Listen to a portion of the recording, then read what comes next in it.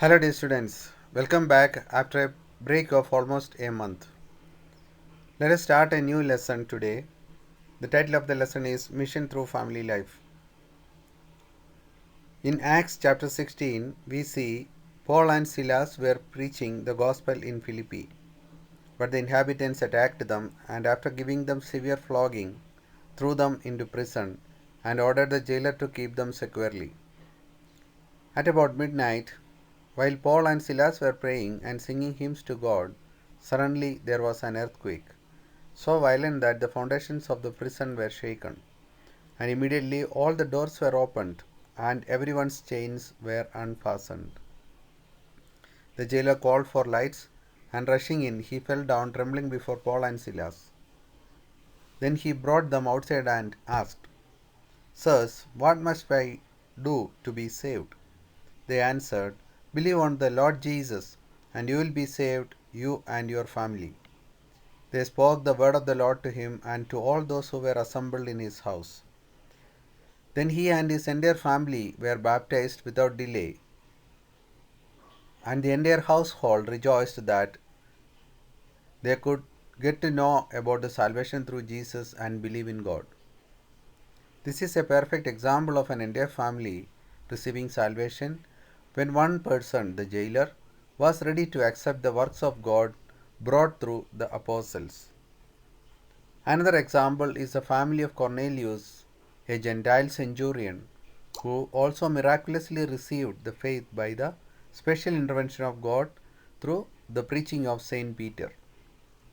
Again, we see a couple named Prisca and Aquila helping Saint Paul in his missionary work, and risking their lives, they saved the life of Saint Paul. All these underline the importance of families and the involvement of families in spreading the gospel right from the beginning of the church. Let us see in more detail how the message of the gospel and the values of the gospel can be taught in families. In one of our earlier chapters, we had seen that parents have a duty to give right Christian education to their children. Family is the primary school of Christian life and the school of noble human nature. It is parents who have to teach their children faith for the first time and proclaiming faith to them. In this sense, parents are the first principal teachers of their children. They form the faith and missionary life of their children through their own example and advice.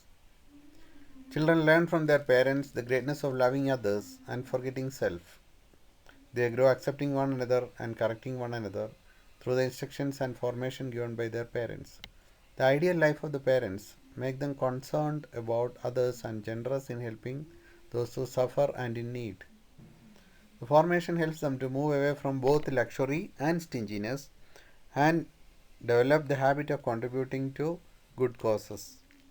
Parents, by their example, train their children to pay proper wages to the workers, to deal with them in a human way, and a good approach to their neighbors without distinction of caste or creed. Can a family become the platform for evangelization? What is evangelization? Spreading the message of the gospel and preaching the good news of our Lord Jesus Christ. Families growing in faith become the models of Christian life in society. Salvation of the world accomplished by the church is to be made effective in each family. In fact, the church calls every Christian family a miniature church. Like the church, Christian family should be the platform where gospel values are lived. At the same time, gospel truths are to be brought to the community because people look upon each other and see how each family is progressing spiritually and materially. Thus, a Christian family becomes a powerful platform for evangelization. In society, a good Christian family can be a lamp lighted up. Now, let us see in more detail about family as the principal school of faith formation. In the previous chapter, we had seen that parents have the right and responsibility to give their children proper Christian education. Family is the primary school of Christian life and school of noble human nature. Where the nobility comes from? The nobility comes from God. God who is noble. When we follow God who is noble by following His word and living according to the values of His kingdom, we become noble people. It is parents who have to teach their children faith for the first time. We remember our parents have taught us how to make the sign of the cross and to learn the basic prayers like Our Father, Hail Mary, Glory be to the Father, and other symbol related prayers. And also by their example, they have taught us how to live a life of justice and of empathy. In this sense, parents are the first principal teachers of their children. They form the faith and missionary life of their children through their own example and advice. Even though we don't like advices, but when it comes from parents, we need to heed to it, assuming that they have better experiences in life as Christians as well as elder members in the society. Children learn from their parents the greatness of loving others and forgetting self. They grow accepting one another and correcting one another through the instructions and formation given by their own parents. Like our parents have learned from their parents, and they are in turn teaching us the values on how to live a worthy human life. The ideal life of the parents make them concerned about others and generous in helping those who suffer and are in need. This formation helps them to move away from both luxury and stinginess, both are evils, and develop the habit of contributing to good causes. Parents, by their example, train their children to pay proper wages to the workers. That means how to exercise justice in your dealings, to deal with them in a human way, and to have a good approach to our neighbors without distinction of caste or creed. How does the family become a platform to experience the Word of God? This is by giving importance to the Word of God in our families. When we read the Bible on a daily basis as a family together as well as individually, God said to the Israelites, "Keep these words that I am commanding you today in your heart. Recite them to your children and talk about them when you are at home and when you are away, when you lie down and when you rise. Bind them as sign on your hand, fix them as an emblem on your forehead, and write them on the doorposts of your house and on your gates." This we see in Deuteronomy chapter 6 verses 6 to 9.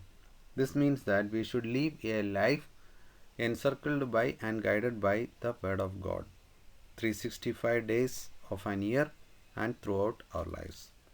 The members of the family together must study the Word of God.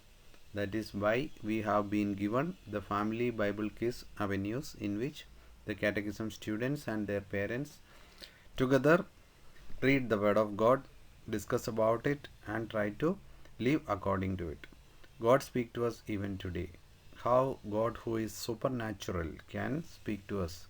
This is through His Word. That means when we read the Bible, we feel that the God is directly speaking to us, and the Holy Spirit will help us in remembering the Word of God when we live our lives. Whoever listens to and obeys His word are His own. That means we enter into a covenantal relationship with God. Covenantal relationship means we become God's own people, and God will be our true Lord and Savior, who is able to lead us a life worthy of His children, and finally to reach heaven and enjoy the glory of God in eternity. Now let us look at the means of missionary activities of the family. In picture you are seeing a missionary family, the family of Graham Staines and his wife Gladys Staines with their three children, Esther, Philip, and Timothy. Mr. Graham Staines and his two sons, Philip and Timothy, were burned to death in India by fundamentalists in 1999 when they were working in a village at Odisha and attacked by Hindu fundamentalists.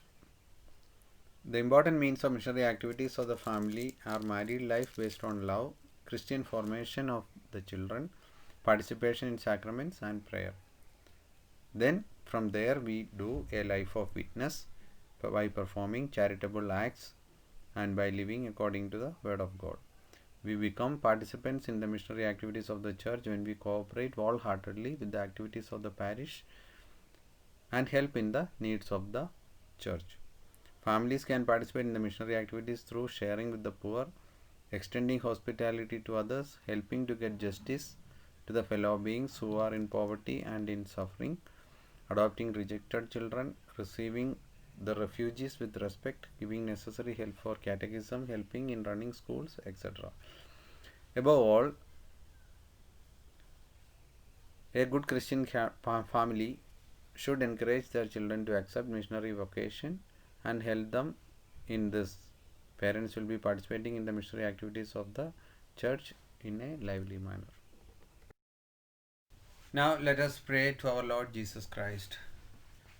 Lord Jesus, the Lord of families, unite us and our parents in love and communion so that we become a true witness to your word in our daily lives.